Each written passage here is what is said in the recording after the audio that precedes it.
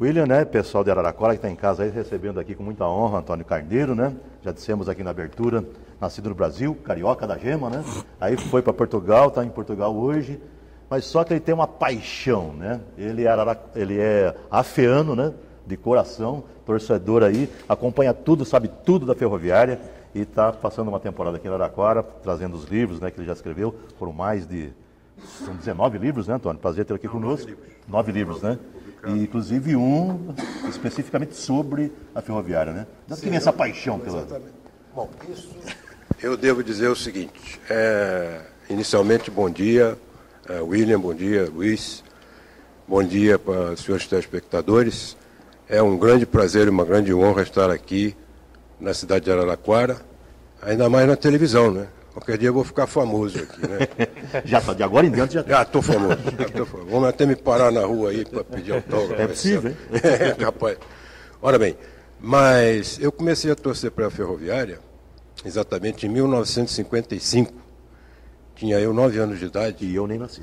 Nasci em 56. Eu estava... 1955, quando a Ferroviária subiu, ascendeu pela primeira vez a chamada divisão especial, né? A primeira divisão do campeonato paulista. Nessa altura, eu me lembro que eu acompanhava, de fato, o futebol no Rio de Janeiro, mas o futebol do Rio de Janeiro sempre foi pouco competitivo. Ali, o que ocorria é que os grandes sempre venciam e os pequenos eram os bombos da festa, né? Como se diz. Olaria. Olaria, Madureira, Bom Sucesso, São Cristóvão. O América nem tanto, né? Não, o América não. O América ele caiu muito agora. Mas já foi mas foi. O América foi em 1960. Grandes foi. 1960 foi o último campeonato do América, né? Aliás, o América tem um uniforme bastante parecido com a Ferroviária, né? Só que ao invés de AFE, é AFC. E a disposição até do símbolo e tudo é mais ou menos semelhante à da Ferroviária. Aí eu comecei, eu me lembro que uma vez fui a cortar o cabelo numa barbearia, e numa antiga revista que havia lá, chamada O Cruzeiro, né? Essa revista não existe mais, apareceu uma reportagem sobre a Ferroviária, cujo ataque era formado por Paulinho, Cardoso, Gomes, Bazani e Boquita, naquela época. A Ferroviária tinha vencido o Botafogo por 6-3 e ascendeu pela primeira vez a primeira divisão do Campeonato Paulista. A partir de então eu comecei a acompanhar a Ferroviária. Agora, de fato, era difícil, porque os veículos de comunicação do Rio de Janeiro não os jogos aqui. Não, e também não davam muita divulgação ao futebol de São Paulo. Eu, então, comecei a sintonizar as ondas curtas. Aliás, foi daí que surgiu a minha, digamos, a minha vocação, a minha tendência, não é? Para estudar um pouco engenharia, não é? A engenharia eletrotécnica. Curso que eu tirei na Universidade Federal do Rio de Janeiro mais tarde.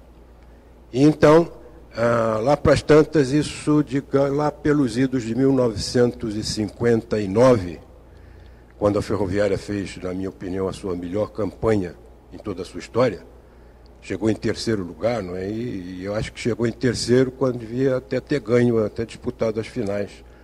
Porque sabe que as arbitragens, nós já sabemos como é que funcionam. De modo que aquele tendenciosas, para não falar em determinados jogos, né? Exatamente. Aquele time era extraordinário. Aquele time, depois, em 1960, fez uma excursão à Europa e em 17 jogos só perdeu um. Eu fui pesquisar isso porque a Ferroviária jogou em Portugal e esse jogo que a Ferroviária perdeu foi contra o Sporting Clube de Portugal, no estádio do Alvalade, e perdeu de 1-0 com um gol no último minuto de jogo, num dia chuvoso, não é? Em que, como se diz, o estádio estava quase vazio, né? Tanto é que depois foi tanto o brilho da Ferroviária, que havia inclusive derrotado o Futebol Clube do Porto no Estádio das Antas, por 2-0, numa ocasião em que o Porto era muito difícil ganhar, ainda hoje é muito difícil. Hoje o Estádio das Antas já não existe mais, foi substituído pelo excelente estádio do Dragão, né? O Porto é um dos grandes clubes da Europa. E o Porto lá nas Antas estava invicto a 48 jogos, pouca gente sabe. E a Ferroviária foi lá e quebrou essa invencibilidade do Porto. Perdeu para o Sporting, depois pediram uma revanche.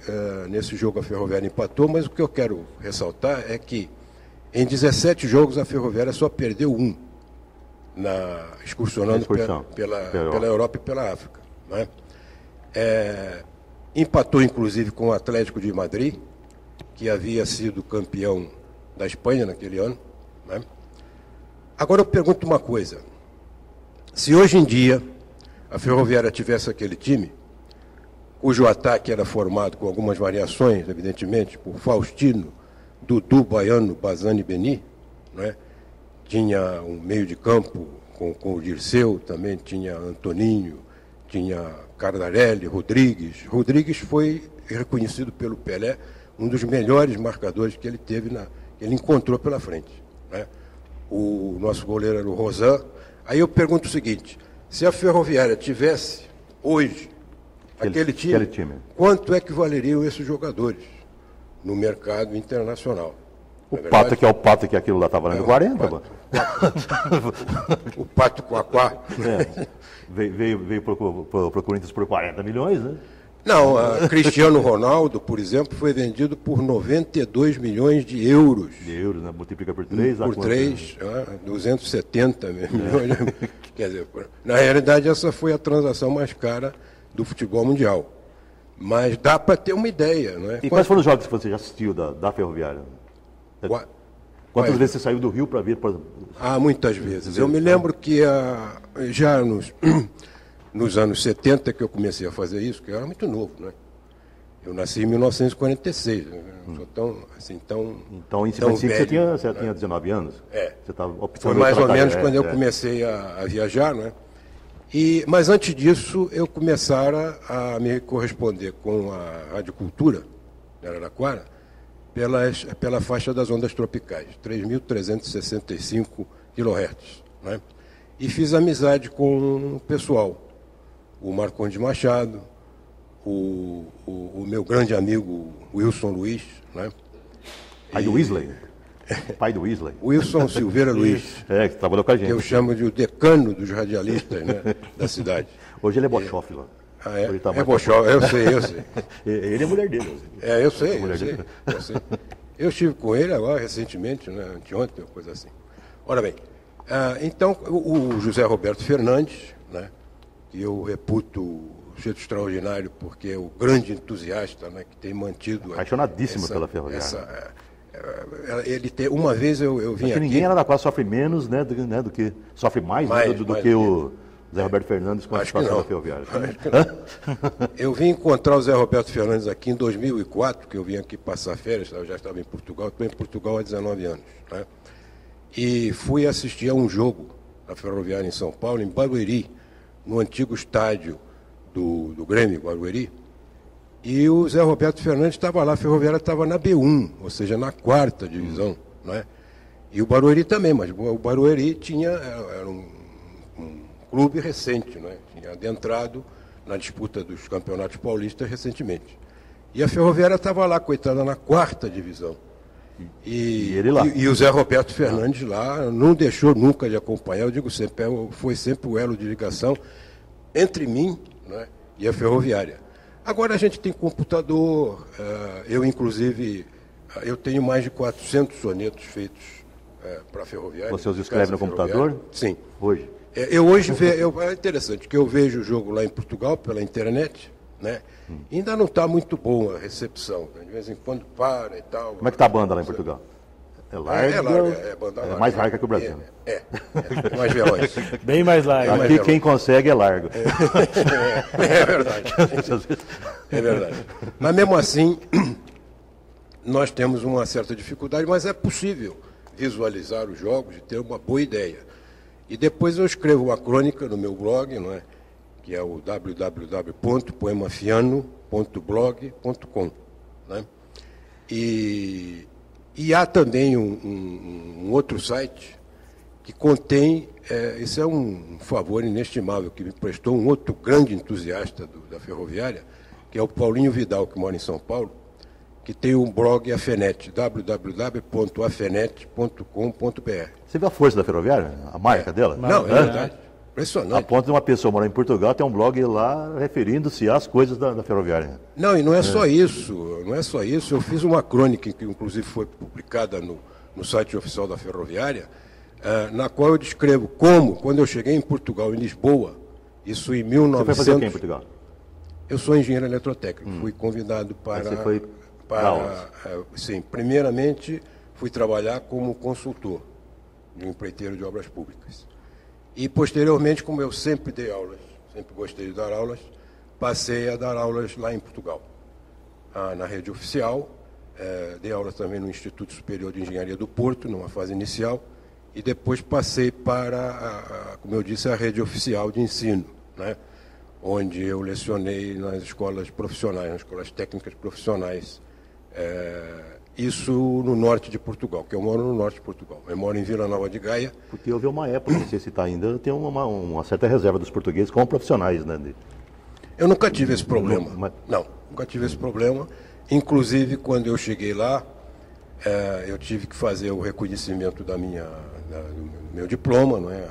A validação do meu diploma e a minha inscrição na Ordem dos Engenheiros. Foi tranquilo esse processo? Foi tranquilo porque, quer dizer, ainda levei 1 ano e pouco para regularizar isso, mas pelo seguinte, porque lá a pessoa tinha que entrar como engenheiro estagiário. E eu já tinha uma experiência larga, eu já era aposentado aqui na Petrobras. Eu trabalhei aqui durante 30... Antigamente a gente ia trabalhar cedo. Você trabalhou em Campos? Trabalhei na bacia. Eu fui pioneiro na exploração e produção de petróleo em Campos, né? Você sabia que Araraquara tem uma outra coisa então ligada com a Petrobras? A IESA aqui de Araraquara é quem fabricava e fabrica ainda as árvores de Natal, que são... Sim, eu sei, as árvores de Natal, sei, que faz a prospecção em águas profundas. Exatamente. Feita aqui em Araraquara. Trabalhei com isso, não no pré-sal, como agora as águas profundas, né? Onde há a maior expectativa de produção de petróleo no Brasil. É tudo isso que estão falando mesmo? Eu acho que é mais que isso. Mais que isso? Eu acho que sim. Mas o Brasil não tem ainda. A riqueza que o Brasil tem no fundo do mar é algo que eu reputaria como inestimável, né? Não tem preço. E é por isso que os interesses internacionais, né, já conseguiram, de certa forma, eu agora vou dizer uma coisa que até pode, de certa forma, me comprometer, mas eu não tenho medo, de certa forma, né, contrariaram os interesses nacionais. Porque a Petrobras perdeu o monopólio, não é, com a criação da Agência Nacional do Petróleo, e com isso agora, o que a Petrobras faz? A Petrobras antigamente detinha o monopólio da produção e exploração de petróleo no país. Hoje em dia o que acontece é o seguinte: a Petrobras, por exemplo, para ir explorar um poço, um campo petrolífero lá no pré-sal, tem que entrar em concorrência com firmas internacionais. Para mim, não dá para entender isso. Eu que fui um sujeito que, como nós dizemos, vesti a camisa, arrisquei a minha vida muitas vezes nas plataformas de petróleo. Quem trabalha em campo sabe que é arriscar a vida trabalhando. Exatamente. É como eu dizia sempre, é trocar a vida pelo salário. O salário é aliciante, realmente. Não vou dizer que sou um pobretão e tudo. O salário é aliciante. Mas você rezava para desfrutá-la quando voltava para o continente, né? Ali era inclusive, quando nós começamos a exploração, não era como é hoje. Hoje em dia existe quem conhece a Bacia de Campos ou conhece outras áreas de campos petrolíferos, né? Aquilo lá no mar, no alto mar, parece uma cidade, né? Tantas são as plataformas que existem. Mas no meu tempo, às vezes, por helicóptero, era difícil localizar, por exemplo, o navio Petrobras 2. E a gente estava sempre com o coração na mão, com medo que o helicóptero caísse. E eu perdi muitos colegas. E caía, assim, né? E caía mesmo. Caía mesmo. Eu perdi alguns colegas, né?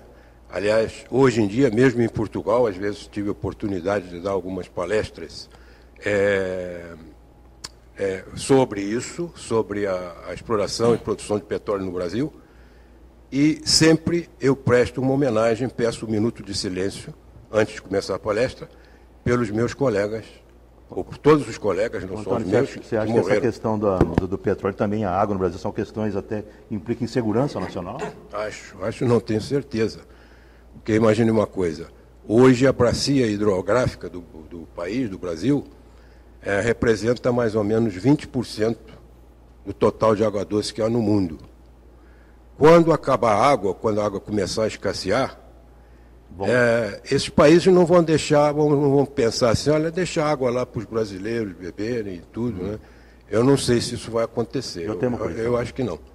Eu acho que a próxima guerra mundial não vai ser pelo petróleo, mas vai ser por causa da... Petróleo chamado espaço vital, né? Eu conversaria com o Antônio aqui, acho que o dia todo, né, William? Meu Deus. Pena, né? Acabando.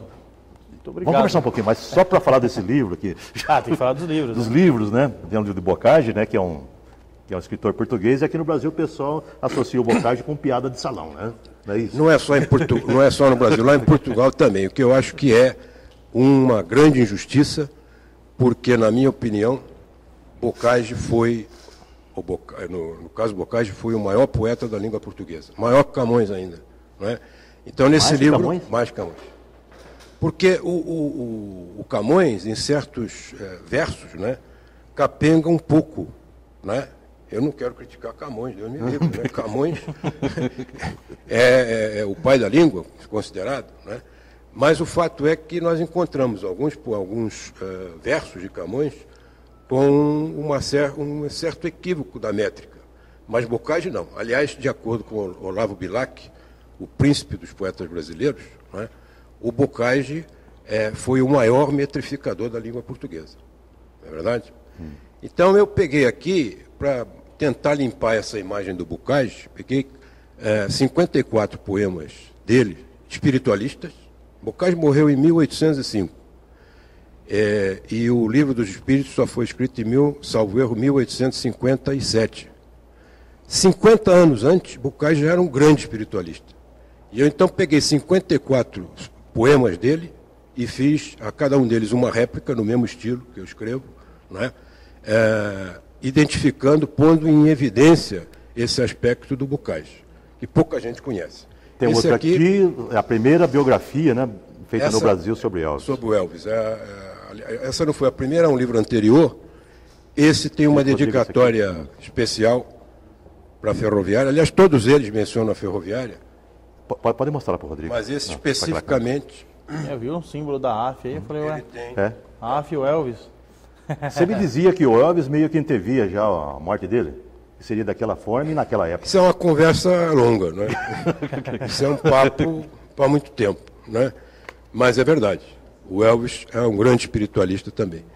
Esse aqui... E esse dedo na ferida.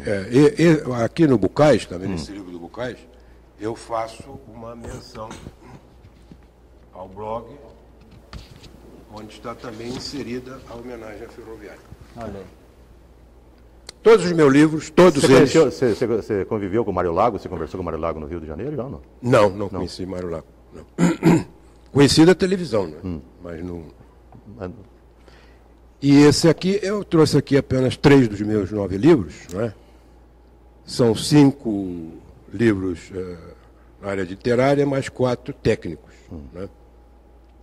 Esse aí é o Quinto Evangelho, que são as 114 sentenças de Jesus Cristo, consoante foram... Você é religioso ou você é pesquisador da religião? Ou as duas coisas? Bem... Ou quem pesquisa acaba sendo religioso? Eu me considero um espiritualista, né? Eu, enfim, faço as minhas orações, a minha meditação todos os dias, na verdade, e creio em Deus. Acho que nós não estamos aqui por acaso. O homem não pode ter como se diz, a pretensão de achar que está nesse universo imenso sozinho, né? Nós somos menos que um grão de areia no meio de um grande deserto, perante o universo, na verdade. De modo que o homem não pode ter a pretensão de que aquelas estrelinhas que aparecem de noite foram todas feitas só para ele ver. Não pode ser, não é verdade? E somos, acho que, os únicos privilegiados, até onde eu sei, né? A ciência sabe que temos o Sol como companhia, né? Não e há outros planetas não tem Sol. Nós temos o Sol e os outros planetas têm outras estrelas também, e há outros aqui no nosso sistema que também tem o Sol. De modo que o homem não pode pensar, né? É muita pretensão dele. Até porque achar, é chato também, né? Nós temos que pensar o seguinte: nós ainda somos estudantes do curso pré-primário, né? Nesse grande universo da vida, né? Da vida, exatamente. da vida que é eterna, né? Porque o espírito continua a viver, na minha opinião. Antônio, você prefere ser chamado por Antônio ou pelo Bellier? O Bellier é o meu cognome literário que eu tenho desde os tempos do curso ginasial, né? Onde eu já escrevia, na verdade sempre escrevi, tive facilidade de escrever. Entretanto, eu cursei engenharia, não é? Um bocado diferente, não é? Uma área técnica, mas nunca deixei de escrever e sempre fui um leitor muito dedicado do Bucais. Assistiu o jogo da Ferroviária contra o Noroeste? O empate? Assisti. Eu, a cada jogo, eu faço um soneto, né? E Tá uma pronto crônica. Está pronto isso? Olha, eu trouxe aqui, para você ter uma ideia, a pôr os óculos que eu não Para enxergo terminar. Estou velho, né? Olha, pode falar dois? Dois, Dois, tá bom. Então, quanto o São Carlos, por exemplo, que nós perdemos aqui, 2-1. Nós perdemos aqui. Eu me que me perdoem aí a Ferroviária, a diretoria da Ferroviária, mas são tantos anos, não é verdade? Então eu fiz assim, as contas perenes. Eis novamente o torcedor afiano a efetuar mirabolantes contas, talvez até com máquinas que prontas já têm um ábaco cartesiano. Tal como sempre ocorre todo ano, do sofrimento as mágoas deixam tontas, de nossa gente as mentes, que as afrontas cansa-se de auferir a cada abano. Da equipe cuja meta não permuta, dos campeonatos todos jogo a jogo, e tarda a ser lograda numa luta que há anos 17 a ferro e fogo trava, numa que tolhe ínvia labuta qualquer aspiração de outro arrogo. Muito bem. É um poema triste, né? Agora, depois nós fomos ganhar a Santa Cruz do Rio Pardo, né? Então já foi um poema mais suave. 2-1 ao Santa Cruzense. Sofrimento escusado. Escusado porque nós podíamos ter ganho, até o pênalti o Vitor Dourado perdeu, e aí ficava 3-1, era muito mais tranquilo. Ontem, em prélio assaz movimentado, que se travou nos pagos forasteiros, recuperou a AF por inteiros 3 pontos que cedera no passado. Com sofrimento, sim, mas escusado, jogou os seus minutos derradeiros no embate, pois premiu os seus dianteiros com o recuo excessivo no gramado. Contudo, esta conquista é excelente, obtida em proveitosa ocasião, e deu-lhe um lugar bem convincente no índice da classificação. Resta acalmar agora e ir em frente para arrostar a próxima missão. Tranquilo. Que seria com o Noroeste. Vai o do Noroeste? O Noroeste empatou, né? Empatou. Acho que estão bom esses, né? Porque no nosso tempo já está meio adiantado. Então temos uma outra ainda. Pronto, tudo bem. Então, vou deixar o convite para que você volte aqui para Araraquara. E quando vier, para depois. Quando vier, não precisa nem conversar mais com o Horácio, já está agendado já. É só vir para cá. É só chegar. Muito obrigado pela oportunidade e estamos aí. Vamos ver se eu retornar, vamos ver se eu venho para cá. Pode passar, só chegar aqui, você já sabe o horário que começa o programa, só estou aqui, ó. Tá bom, tá. Muito obrigado.